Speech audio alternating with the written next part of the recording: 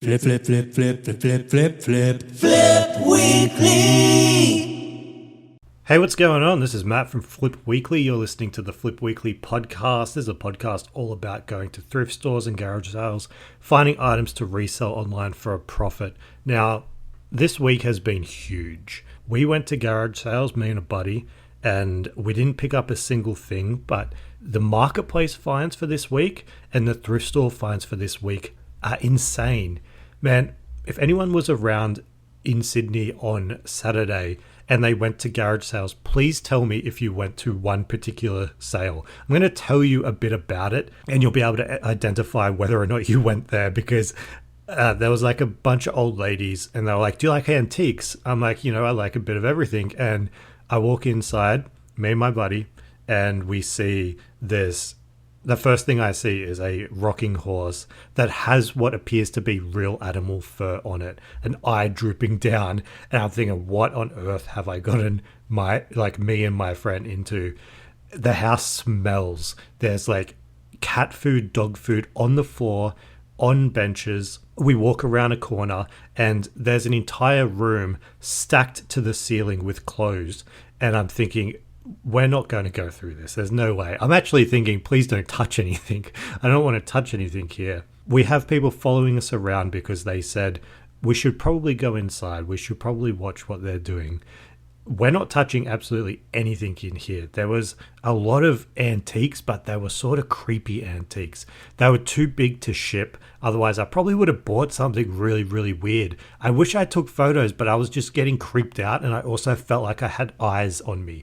I felt like eyes were piercing in the back of my fucking skull.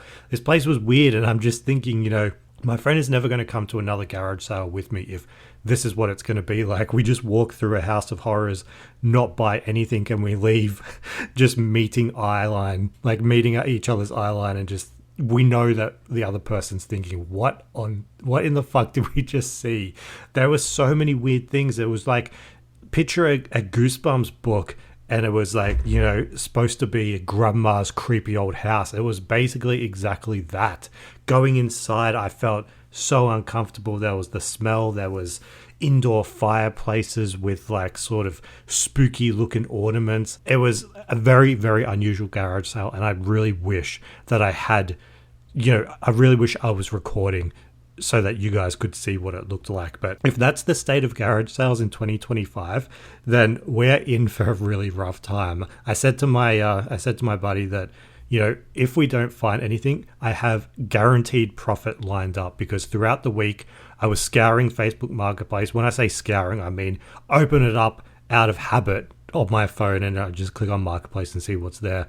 I found something that was mislabeled. I knew it was going to sell for at least $150 and it was listed at $5. And I just said to my friend, if we don't find anything here, we're going to go and pick up this Marketplace item. We're going to list it up and we'll split the profits.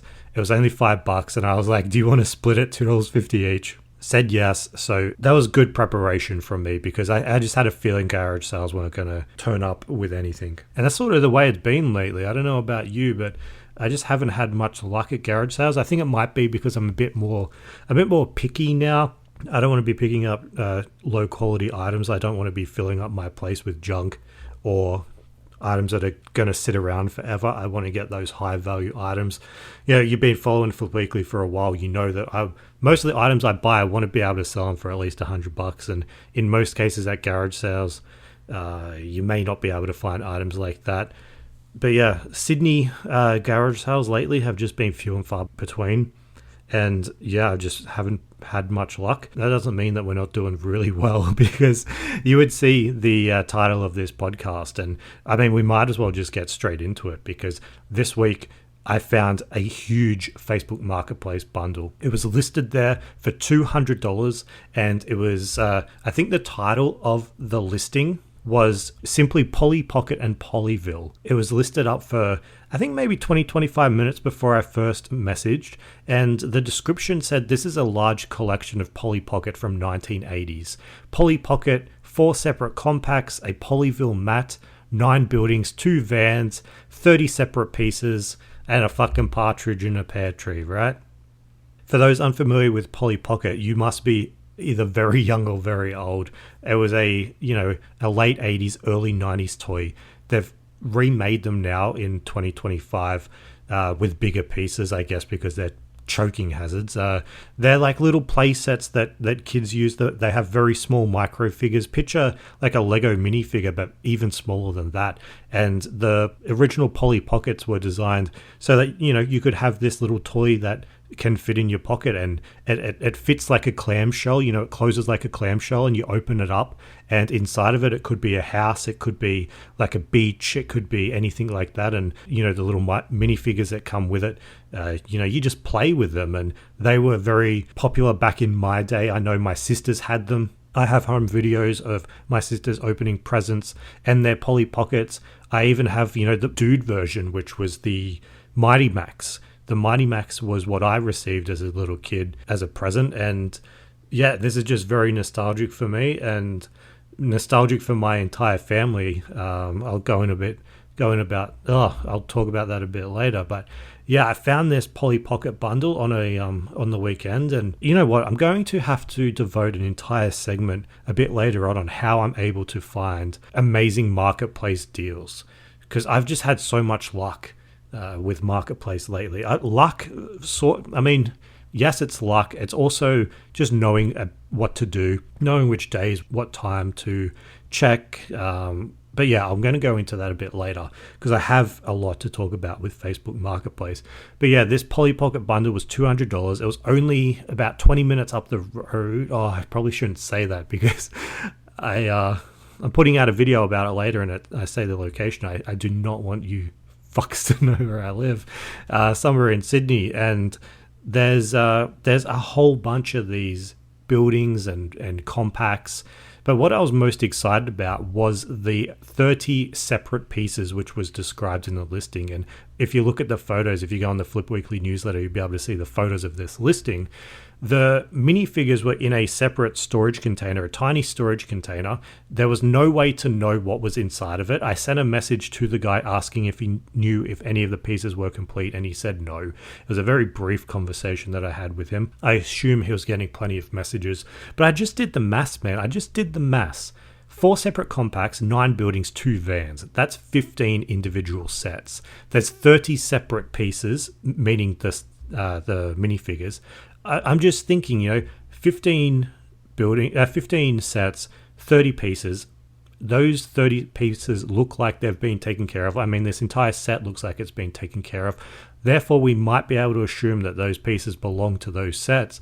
And if we can complete a set or two, I know that you're going to be able to sell them for a bit of money, and we'll be able to make our money back. In fact, there was 1 or 2 sets that if the sets were complete, we would be able to sell them for $200-$300. So it's a gamble. It is really a gamble, but it's a smart gamble, because if those 30 separate pieces don't belong to this set, they would belong to another set, and you could sell those pieces. Either way, if you find the Polly Pockets or if you find the Mighty Max, just the compacts, just the buildings in the wild, they're not worth as much money. Sometimes I even leave them behind, but you will be able to sell them either way, just as the buildings, just as the compacts. But yeah, if we're able to match the pieces to the sets, then we're in for a huge payday. That's my thought process anyway. So I tell the guy, look, I'm interested. I ask if he'll take $150. It's a bit of a lowball, but I was hesitant. I didn't really want to spend $200. Like it's a lot of money. I'm thinking it's going to be a lot of work because I'm going to have to clean these up. I'm going to have to match the pieces. I'm going to have to do a bit of research into each individual set and even to the minifigures to work out what goes with what. And I know, boo-hoo, I have to do a bit of work to make some money, but I usually like the quick, easy flips. I'm a lazy fuck, so I don't want to have to do any sort of work. But I'm thinking, let's do this.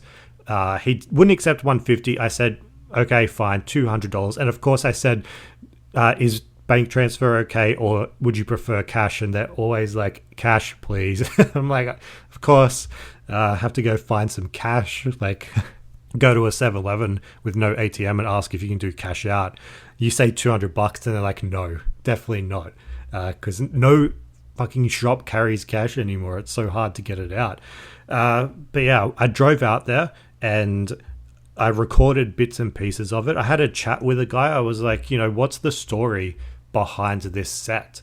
It's an insane collection and it's so old too. And he's like, they belong to my sister. She offered them to her kids, but they didn't want them. That's the same sort of story with the Mr. Squiggle plush, remember, from a couple of weeks back.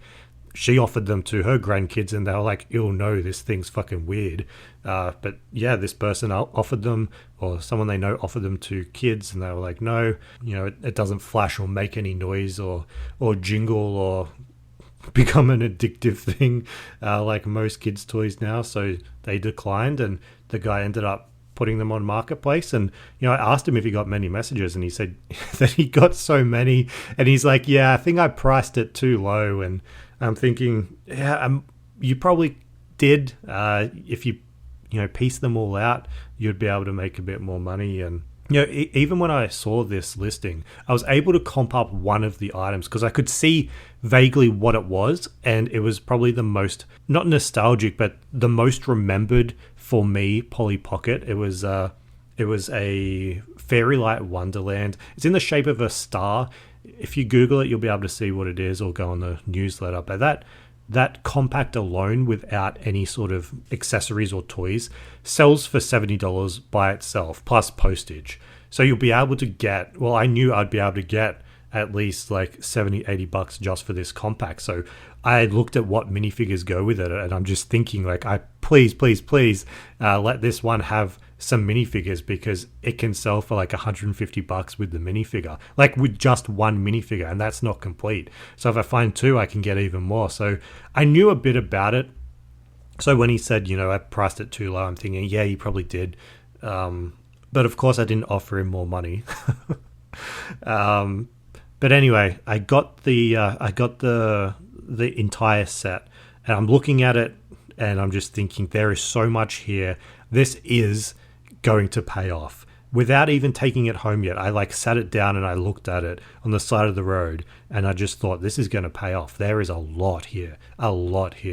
So I took it home and I spent the night. I spent a good maybe 2 hours piecing together what goes with what. So I took all of the play sets, I scanned them with Google Lens, found out what they were, and I looked on eBay for listings that said complete, and then I looked to see what made it complete. In most cases, it was like 2 figures or 3 figures, and then I looked through those 30 minifigures, trying to match them up. And if they were matched up, I just put them in a plastic bag, and I did that for every single set. And what I realized is, at the end, I was left with 15 play sets, and not a single one was without a figure.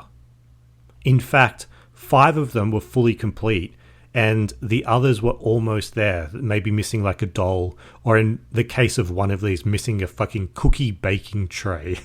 It's so annoying, because this would be worth a lot of money if it had a cookie baking tray, which is like a 1 centimeter by 1 centimeter cookie baking tray, for real.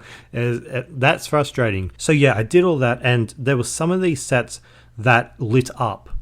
They still lit up. That Fairy Light Wonderland I was talking to you about, the star-shaped one, when you opened it up, it looks so fucking cool.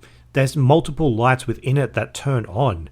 When you shut it, they turn off. It's like it's like a fridge, a fridge door. How does it work? Nobody knows. But you open this thing up, lights come on, shut it down. And that is one of the things that people look out for with these Polly Pockets, is if the lights still work. So I had, with that Fairy Light Wonderland, the 2 original dolls, I had the working lights and the compact. This thing by itself is $150. So that's the very first one I did. And I'm thinking, holy shit, I'm at $150 already. I paid $200 for the entire thing. What is this going to end up with? Because I still have like 14 sets to go, and I've parted them all out, and every single one has at least one doll. I'm thinking, this is a home run. So I create a spreadsheet, and I put down the title that I'm going to use on eBay for them. I've done all of the comp research. I went through each individual one. If there was a set that I had that was complete and another one that sold complete, like we do with comp research, price it up at that. If there's one that's missing a doll, we lower the price a bit. But, if there's one with $3 and there's one with $1, but we have two, price them in the middle, or really just basic comp research. So I had 17 listings in total, actually 18, but I didn't list up the mat. It came with like this Polyville mat, which is where you put like the buildings and compacts and stuff. I didn't list that up originally. I completely forgot about it, but we had 17 listings of the buildings, the compacts. There is a lot of value here, a lot of value. The most expensive playset was one called the Light Up Bridal Salon. This thing, obviously, you push a button and it lights up. It came with 3 minifigures. It's a bridal salon, and it also came with 2 dresses or 2 little skirts that you can put onto the minifigures. And that is a active listing, sold listing, comp price of $149.95. Second most expensive was the one I just talked about, the Fairylight Wonderland, $149.95. So we have 2 $150 listings, and they go all the way down to $50. But there is more above $100 than there's below $100. If you want to see all of the listings and their photos and their price tags, either go on the Flip Weekly newsletter or check out our social media, because I'll be posting a video about it. But it's all added up. I've added it up. If you think there's $500 of value, you're wrong. Incorrect. It's more. $1,000, it's more. $1,500, it's more. There is so much fucking value here. And I was being conservative with these estimates too. I want these sold. I don't want to be at the tippy top waiting 6 fucking years for me to sell all these Polly Pockets. There's 30 minifigures that are like a centimeter tall. I will lose these fucking things. There is $1,619.15 worth of Polly Pockets. That is fucking insane. I got this shit for $200 and there's total $1,600 worth of value. I posted this set on a Polly Pocket Facebook group after waiting like 24 hours to join and pleading my case, having to talk about how important Polly Pocket has been in my life. And I got reactions from people that are like, oh my God, this is an amazing collection. An insane Facebook marketplace find. It really is. And look, I'll tell you, this is the first time that I've found a Polly Pocket to resell. It honestly is. I've never found one in the wild. I can't really remember.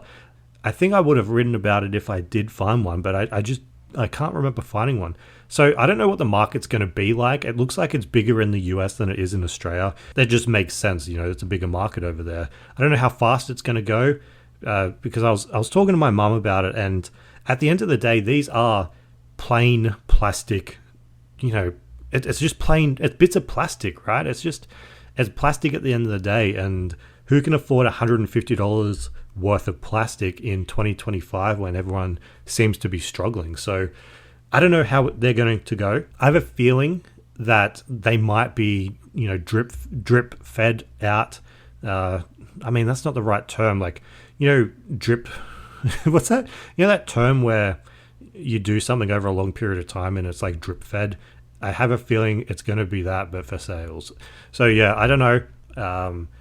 But either way, $1,600 worth of listings in one afternoon on one deal is insane. I know that I could have flipped this quickly if I just listed it back online on Marketplace that afternoon for $400. I could have easily doubled my money.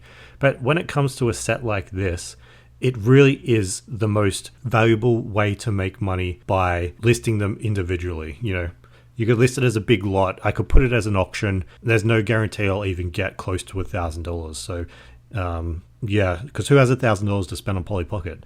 I've listed them individually, $1,600 total, and it's going to get us more money. And I'm definitely going to keep you updated with the results. And you might hear a bit later in what I've sold.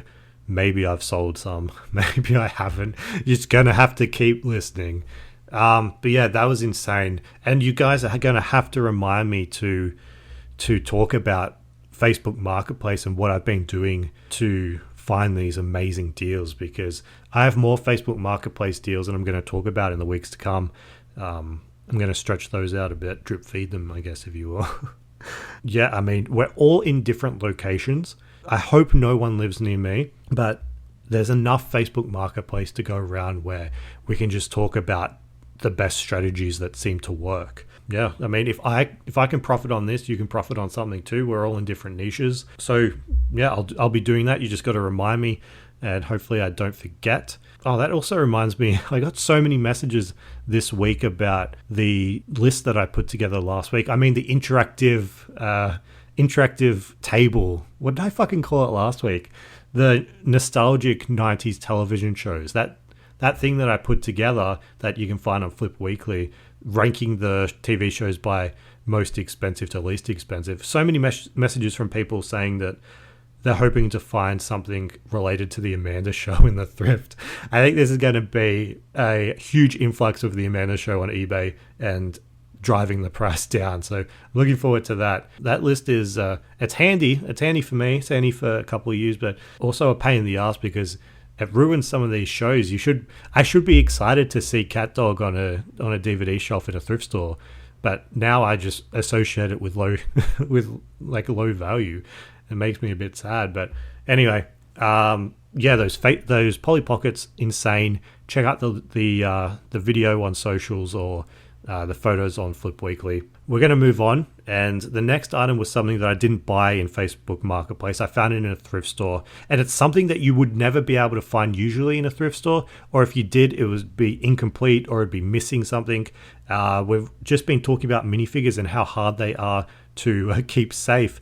The next item is Lego, but it's not Lego that you'll be familiar with. It's next to impossible to find it online, and I mean, speaking of next to impossible, it's impossible to find Lego in a thrift store that isn't priced on eBay active listings, or missing the minifigures, or even missing a piece. Lego is so easy for thrift store employees to price up because each Lego piece has that unique number that you can just type in. You just type in, Lego 72561, and it instantly comes up with the price of it. So it's easy to comp up, and Lego sells so quickly that thrift stores, they don't have it. So it's not that, but it is Lego.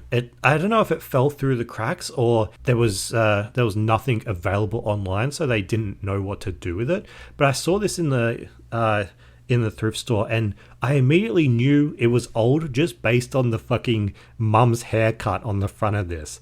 So it's called a board game with Lego bricks. That's literally what it's called.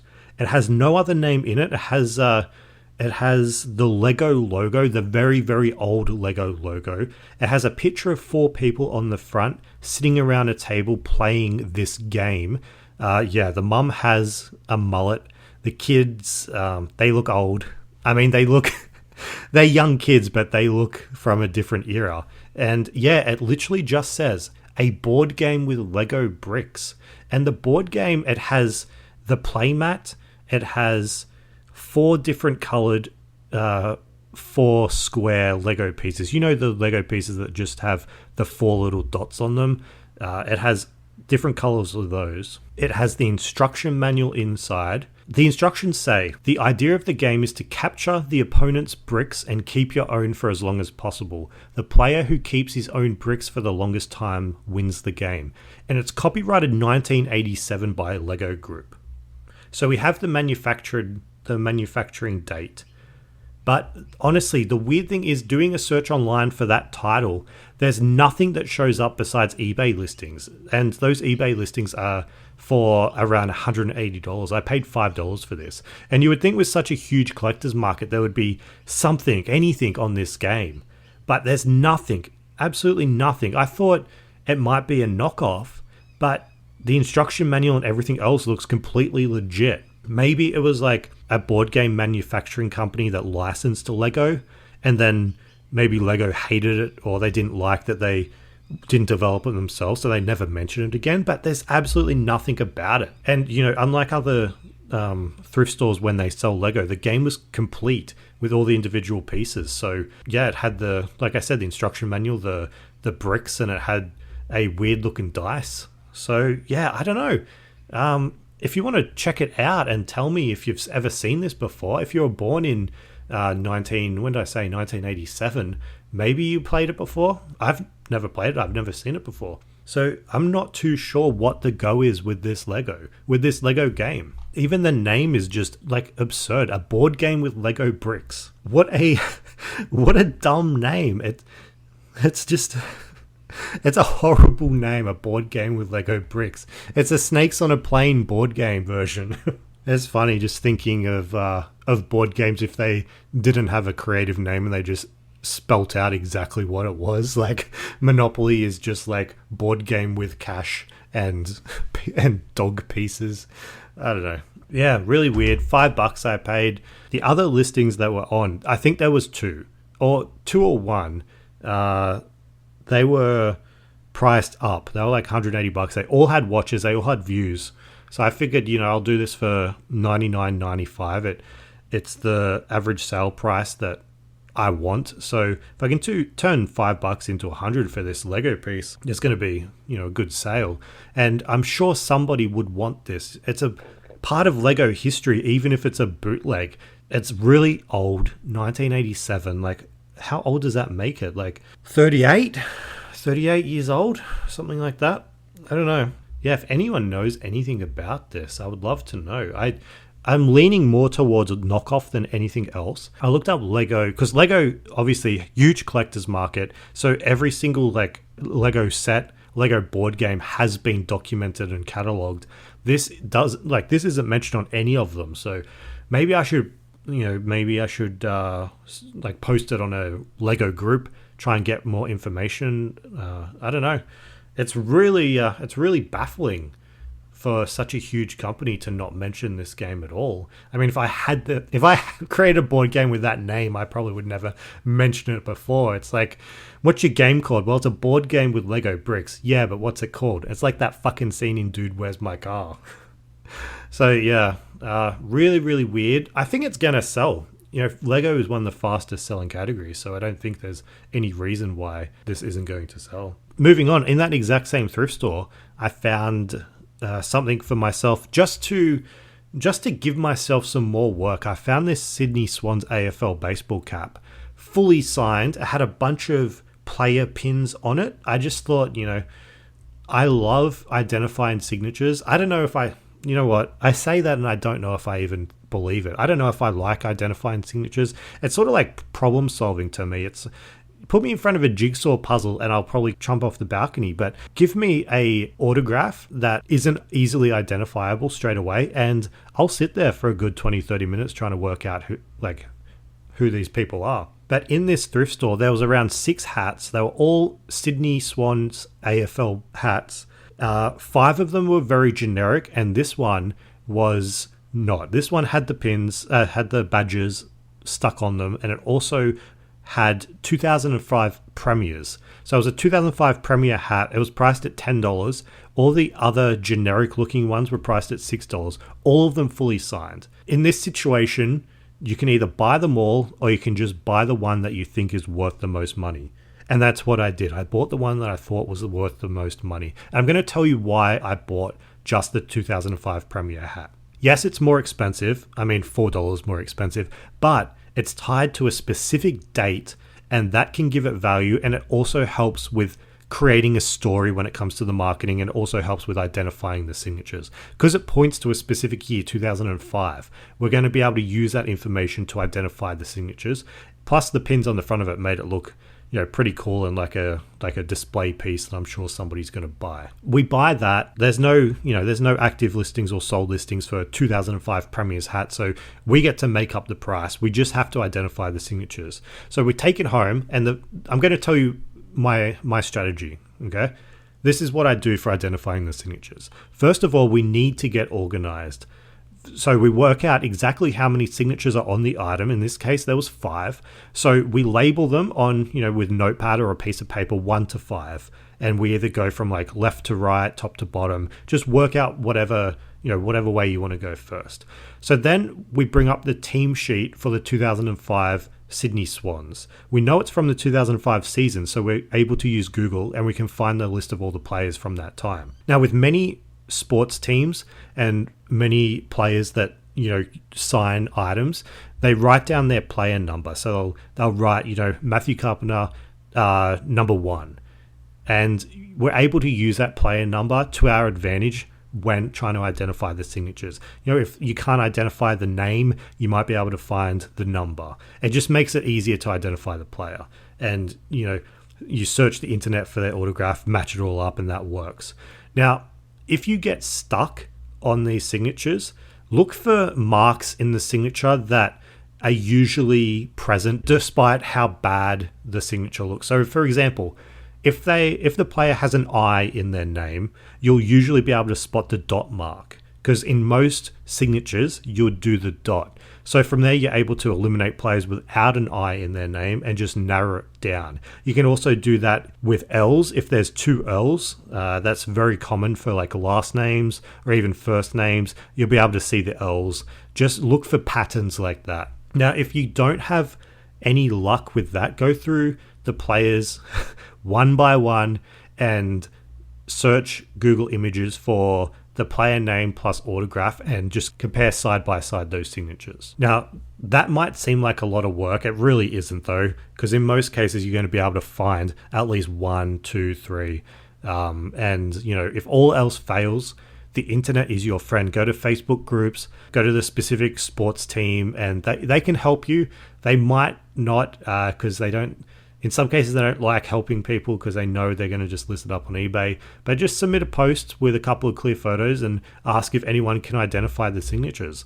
And if not, you can always list the item up with only a few of the identified signatures. And the mystery, who knows, might even lead to like a quicker sale. But yeah, at the end of the day, you're really wanting to be able to tell a story with the title and with the description. So that's the primary reason why I left the others behind, because who knows where they were from? There's no year on them. So if they're from, 2020, 2015, 2010, it's really hard to create a story with that. And, I've done this before where I found an item that had a signature and I was like, okay, I identified one of them. And it's like, can we narrow this down to a year? And it's like, oh, well, this player played for 15 years with this team. So it doesn't help. It just creates a harder workflow. So I was able to create a story with this hat. I said, it's a 2005 Premier's hat. It's signed by the team who brought the Sydney Swans their first premiership since 1933. So with the story created, I was able to list the hat up for $100 on eBay, and I was expecting a quick sale, to be honest. Now, going back to those garage sales that I was talking to you about earlier, I went with my buddy. I had a plan for when we failed. I shouldn't say when we failed. I had a plan for if we failed. Throughout the week, I found something on Marketplace that was poorly listed. Poorly labeled. I knew it was going to be guaranteed profit because I've sold one of these before. If you go on the Flip Weekly newsletter, you'll be able to see what this item was. But the Marketplace listing said fish toy and fishing rod. Now, the fishing rod I don't care about. I might have left something expensive behind, but the fish toy is what I was excited about. It was $5, and I just knew from past experience that this is going to sell quickly and sell for a lot of money. It was a big mouth billy bass from 1998. Now, those are the fish that you see hung up on bar walls, and they sing. They sing, "Take me to the river." They sing, "Don't worry, be happy." They flap their tail, they move their mouth, and in some cases, they turn and look towards you. Now, this was in the box. It still had its original plastic on it. The little brass plate still had the peel-off stuff. These things within Australia, they go absolutely crazy. I checked out sold comps because I haven't sold one in a while just to see what the market's like. And the last sold one for this was $150 plus postage. And the one before that on auction, $102 with 31 bids. So these big mouth billy basses continue to be worth picking up. And you just have to remember, when you get these, you want to make sure they work. You want to make sure the sound is still working, the tail is flapping, the mouth is opening and closing.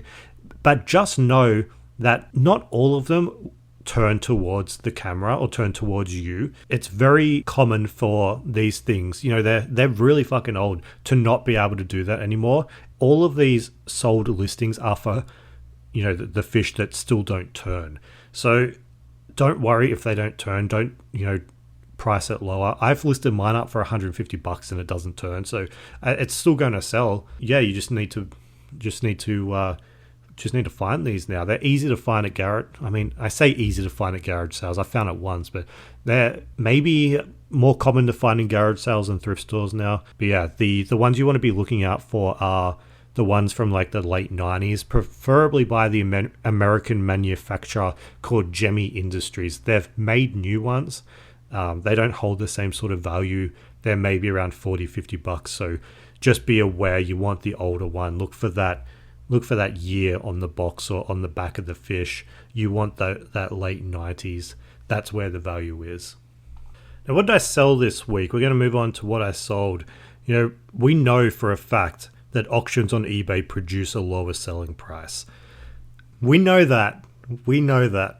But they're just so fucking fun.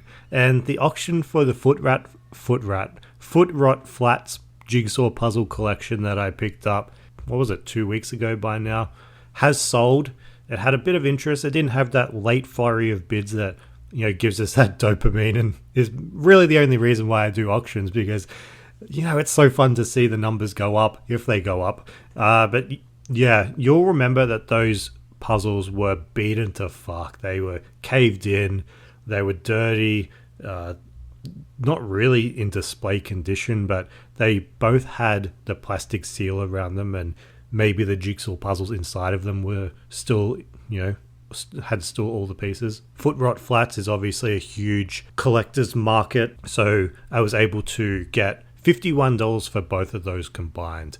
Now, it's not that much compared to the one that we sold previously, which was $150 for a fully factory sealed one. I wish all three of these were factory sealed. That would have been a $450 sale for puzzles that I picked up for. How much did I pay for these things, by the way? I think I paid like $6 each. So in total for those 3 jigsaw puzzles, I paid $18, and I've gotten $201 out of them, which is a pretty good return for jigsaws. They're the worst thing that the Lord has ever invented, and I've been able to profit from them for a few times this year. Definitely not going to make it a habit of picking these up. Foot Rot Flats, if you find it in the wild, you're definitely going to want to pick that up.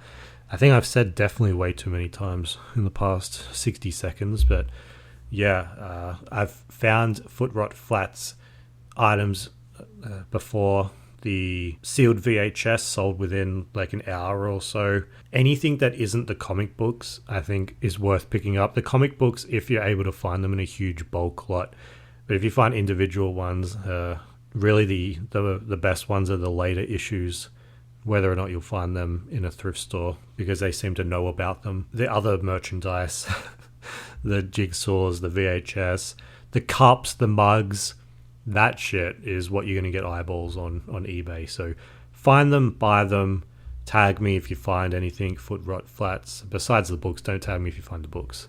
So yeah, that was a good sale. And you know what? We're off to the fucking races, because the first Polly Pocket is sold.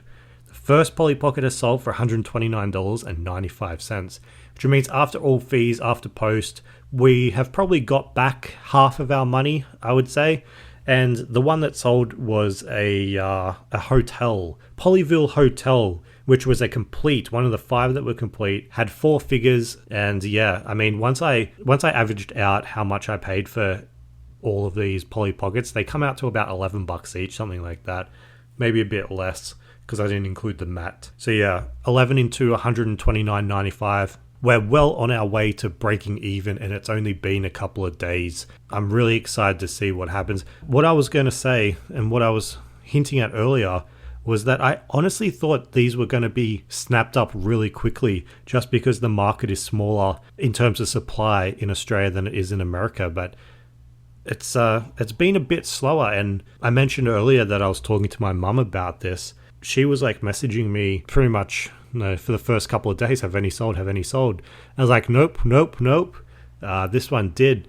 Oh, by the way, speaking of mum, I was talking to her on the phone, and I was telling her, this is the very first day that I found these, and I was telling her about this Polly Pocket bundle, and she was like, I want to see. I'm like, okay, chucked on FaceTime, and I'm going through them all, and I'm like, showed 1, showed 2, showed 3, and I was like, which one do you want to see next? And then, that'll be it. Do you want to see this one or this one? And she's like, I want to see them all. I'm like, oh God.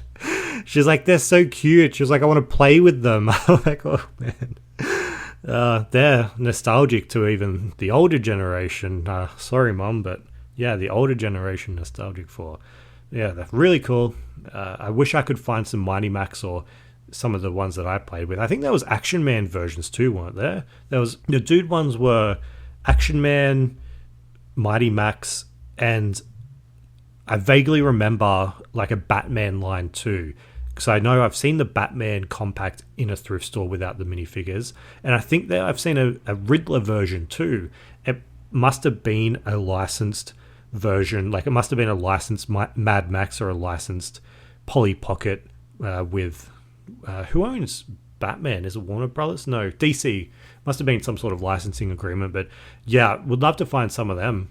Or like go to a garage sale and find like a huge box full of those, but haven't had any luck with those. But yeah, 11 into 129.95. We're off to the races, and I guess it isn't so bad out there for some people being able to spend over $100 on little bits of plastic. It's just us poor people that are finding it tough. When I say us, I mean me, not you. But yeah, really good sale. And the next sale was also really fast. It's that Sydney Swans AFL hat that I was just talking to you about. I was able to identify 3 out of the 5 signatures using the process I told you about before. Now, going back to that 2005 AFL Grand Final, from what I understand, there was one final kick by a player named Leo Barry. And I don't know if it was after the siren or just before the siren. I know the Sydney Swans won by like 3 points. So I don't know if they were down by 3 points and then someone kicked a goal and won them the game. But I was looking through the signatures hoping that it was Leo Barry. Because if it was Leo Barry, the guy that kicked the winning goal, I would be able to say in the marketing, Leo Barry just kicked the final goal and the very first thing he did was come over and sign this fucking hat. But no, he wasn't on there. And the players that did sign it, to me as like a casual AFL fan, I didn't recognize the names. There was some people on that team that their names I did recognize. For example, Adam Goods, Barry Hall, a couple of other people's. Leo Barry, I sort of know that. But yeah, no players that I really knew, but it still sold, I think, within 48 hours. So creating a story works, and putting in that bit of extra time to identify the signatures, I guess, has worked. And we've made 10 into $100 in 2 days. Now, the next item that's sold, I just want to talk about real quickly. I've talked about on the podcast that extremely embarrassing situation with the Lifeline employees where I bought a Bratz pillow and they thought it was for me, and I can barely even get the words out. I want to talk about it just because this thing was sitting on my eBay account for fucking ever. I think it was like 40 watches, 40 views, if not more. And it was only a $40 pillow. I bought it, I think, for $5 and it sold for $40. This was a while ago. A Bratz pillow that had a character on it named Jade, and it was one of those pillows where it's a rectangle and the character is like on the far left at the bottom, and her feet hang off it as if it's like 3D.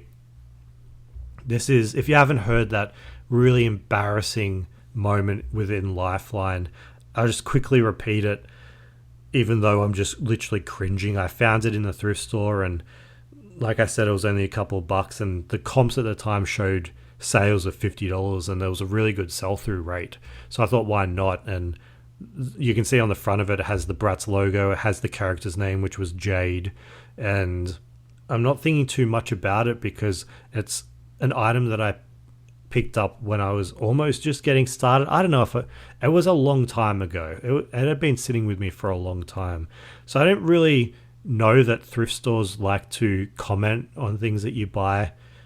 So I'm going up to the counter and they see like this fucking oversized ogre looking creature come up to them, and I got this pillow in my hand, and one of them says, there's two at the cash register because it takes two people at thrift stores to help you check out, but she said this is cute, and the other one was like, what is it? Oh, and I was like, it's a Bratz pillow, it's jade. I'm literally rubbing my forehead thinking about this, and the other one looked at the other person, and she went, oh, he knows her name. And I was thinking like the irony of Lifeline making me want to fucking kill myself. I'm just glad that that's out, because every time I looked at that pillow, I just thought about that time. It just made my skin crawl. It's the most embarrassing purchase that I've ever done, and it's just a pillow. It shouldn't have been such a big deal, but that memory lives in my head rent free. Oh, anyway, yeah, that's seriously. Anyway, move on to secondhand opinions, where there isn't as much cringe. I asked you last week if you or somebody you know has ever camped out at a retail store for an in-demand item to resell on eBay. This is because here in Sydney, there's been massive lineups to buy the Labubus. Whether or not people are buying them to resell or to collect, no idea. But I thought, surely some resellers have done this before. Maybe it's like an innovative way to make money. So I've chucked the poll up, and I'm not kidding, 100% of people said no. No thanks, not for me. 100%, not a single person wrote, yes, I've camped out, which is a surprise, because there's always been at least one person that has gone against the grain, but no, not a single person. So now I'm thinking, and you might be thinking too, maybe it's an opportunity. Maybe you should go out there and camp outside of a store. If anyone wants to go on a camping trip, maybe we should line up for the latest Labubu. And in the lineup, we can Google and find out exactly what they fucking are. But yeah, nobody has ever camped out for an item to resell. I reckon there might be a tiny bit of money in it. I think of like the PlayStation 5 when it first came out. You could not find those anywhere for a very, very long time. I think it was during COVID that they came out. Something to do with like the microprocessors. The production wasn't fast enough to keep up with the demand. I think they were selling for close to $1,000 on eBay, and they retailed. What they retail for, like $600? I think there would be money to be made with that camping out. Maybe not with Labubus. What about the Nintendo Switch? The number 2 just came out. Maybe supply has caught up with demand for consoles. If there's another pandemic, maybe we should camp out for a video game console if one comes out. Put it in your calendar for the next pandemic, whenever that's going to be. We'll be the ones camping out for the PlayStation 10, and everyone else will be camping out for toilet paper. But this week's topic, we're going to be talking about, I don't know, something that is a bit outlandish and might not be true, but let's still go into it. The topic is, would thrift stores go out of business without resellers? Now, chances are, if you're listening, you're a reseller. The scum of the earth, apparently, according to a lot of the internet. But I'm going to approach this with neutrality. I want you to as well. And just think, like, there's a constant battle between resellers and thrift stores. They want to get the highest possible price, and we want to buy low, flip for a profit. That's the name of the game. And, in the US, you've seen places like Goodwill, the staff on video, even in interviews where they know they're being recorded, they openly admit on camera that they're trying to cut out resellers entirely. So is that a smart move for like a business where their model is built around donations? I think, most thrift stores get their stock for free, and their goal is, or should be, to process those donations and move them quickly, just, like you and me. So prices are usually low, and places like Savers here in Australia, they have huge, huge expensive spaces. You know, the rent on that must be insane. So they need that volume to justify the rent. Like if they price out the resellers, who is left? The casual shopper, right? That's who's left. How often does a casual shopper really visit a thrift store? Like what's their demographic? The data isn't available, but we can assume that most people with a disposable income, they're working 9 to 5 jobs and they can't hit an op shop like us at like 11 a.m. on a Wednesday. So who is shopping during the day? They're people like stay-at-home parents, they're seniors, they're unemployed, retired, and resellers. So there's 5 groups there. Who is spending the most money? I honestly think the people that are spending the most money, my guess is the resellers, because stay-at-home parents, they're hunting for cheap kids' clothes. These are all generalizations, by the way, don't come at me. The seniors, they're there for the conversation. The unemployed might be looking for support or not to spend any money. And the retired picking up bed sheets for their 9th investment property. And the resellers, we're buying big hauls, often daily. So I'm not saying like resellers, they're heroes. We're not the heroes of thrifting. But I would wager that we make up a huge, huge chunk of their sales volume, right? So I don't know. The funniest part of all this is like the resellers that ruined thrifting crowd. You see that everywhere. They have no data to like back up these claims. So doing like a deep dive into a category like this, it just really reaffirms how full of crap they are. Like there's zero like publicly available data on the percentage of thrift shoppers who resell. And I've checked, I wanted to find this data, but these people are just guessing and they're not guessing very well. But anyway, let's be honest.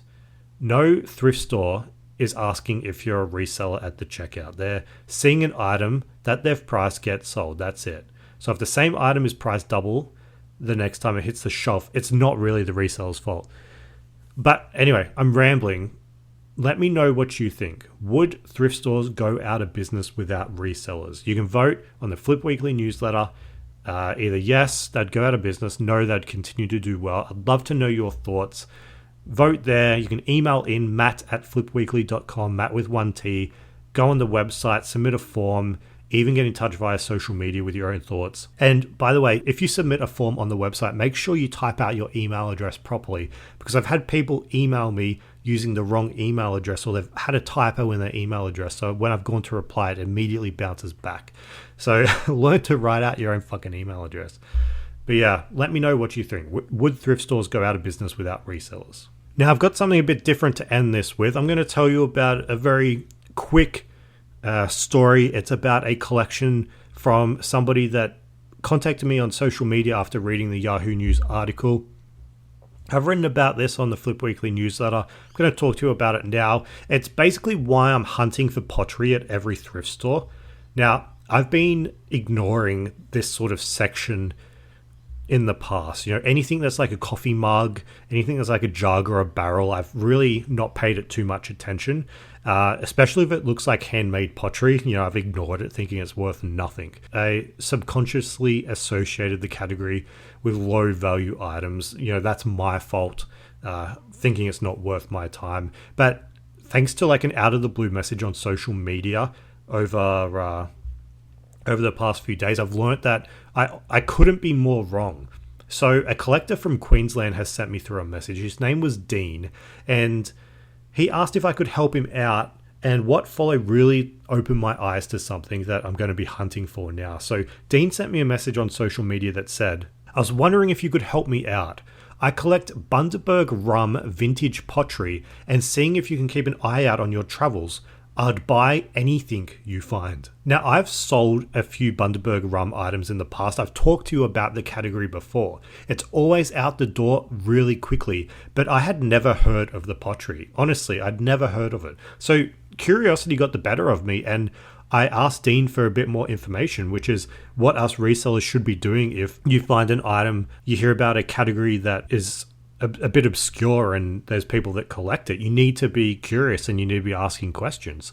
So yeah, I asked Dean, is this stuff valuable? What does it look like?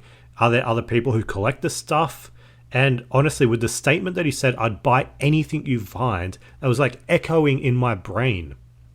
So I thought this is something that we should learn more about. So I had the conversation with Dean, and I looked online, and the Bundaberg rum pottery pieces that you'll find out in thrift stores, they're primarily created by one or two companies in the mid to late 90s. Now, the two companies are called Port Curtis Pottery and Burrell Creek Pottery. Both of them shut up shop like 20 years ago, but the pieces that they created, they're highly, highly sought after by collectors. And I asked Dean if he was going to share some photos with me of his collection. He sent them through, and the collection looks incredible. There's photos on the Flip Weekly newsletter, but Dean has an incredible collection of Bundaberg rum and Bundaberg rum pottery. Man, he told me that at one point in time, he had $50,000 worth of Bundaberg rum. And I believe him looking at the photos. I think the collection looks amazing. There's obviously a lot of love for the brand, and the pieces are becoming harder and harder to find, because they're pottery, they're prone to breaking and things like that. So what can you expect to sell the stuff for? The items that Dean has, they're mugs, they're barrels, they're like 1 liter. I mean, what do you call them? 1 liter jugs. They're like, they're dark. They have the hand engraved Bundaberg rum logo. And if you see them on the Flip Weekly newsletter, you'll be able to see that they have, the Bundaberg rum logo, product of Australia, that sort of stuff. That would be discernible at a thrift store. So what can they sell for? That's what I'm most interested in. Dean tells me that the mugs, just a simple mug, can sell for up to $100, and the larger barrels can sell up for close to $500. So I looked it up on eBay, sold comps, and what do you know? Rare Port Curtis Pottery Bundaberg rum mug, $75 plus 15 shipping, so $90 total, or basically $100 just for the mug. And the other one, Bundaberg rum pottery, very rare jug, $600 on bid. These things are crazy. I'm not kidding. Every time I've been to the thrift for the past week, I've been looking at, the pottery stuff that looks just like this. And I've just been thinking, what are the odds I find some Bundaberg rum just as Dean has written into me? But of course, I haven't been that lucky. But looking at this shit, it looks like something I'd be able to find, because I went to a thrift store, took a photo of the section that they would be in, and there's just so many different items that look like that. So if you are going to the thrift and you usually skip over that sort of mug section, keep an eye out for Bundaberg rum pottery, because if you find a barrel, if you find a jug, you could sell it for like $500 to $1,000 to Dean, right? To a guy. We have a buyer ready to go. Or you could chuck it on eBay and see how it goes. But man, this shit is like a category that I want to be finding. And, Dean goes on to say that the op shops and the markets, you can find them sometimes, like him, for $5. And that's what we want to hear. We want to hear that it's like a been there, done that type situation. So you should be excited right now to go out and find some of this pottery stuff. We want to line our pockets. We want to sell Bundy rum to Dean. And I recommend jumping onto Flip Weekly and checking out his collection. There's a lot of booze, but there's a lot of pottery. All right, that's all I've got for you this week. Make sure you check out Flip Weekly on social media. I'm going to have some videos up from the Facebook Marketplace find. Also, if you want to see photos from this podcast, check out the Flip Weekly newsletter at flipweekly.com. It's a free newsletter. It doesn't have to cost you anything. And of course, if you haven't already seen the 90s nostalgia interactive table that I put together last week, go on to flipweekly.com.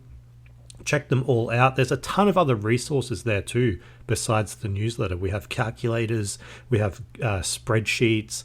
I know a lot of resellers online are charging for spreadsheets. I created one for free. It's all up there. It uses Google Sheets. You're free to use that. It has built-in graphs, calculators, profit and loss. Take advantage of that. And of course, if you find anything at the thrift store or at garage sales this week worth over $100, I'd love to check it out. Good luck at garage sales if you go to them. Avoid the ones where people have animal skin covering their rocking horses. And of course, remind me to talk about Marketplace, how I'm able to get some bargains. Thanks again for listening. I'll see you again next week. Flip, flip, flip, flip, flip, flip, flip, flip weekly.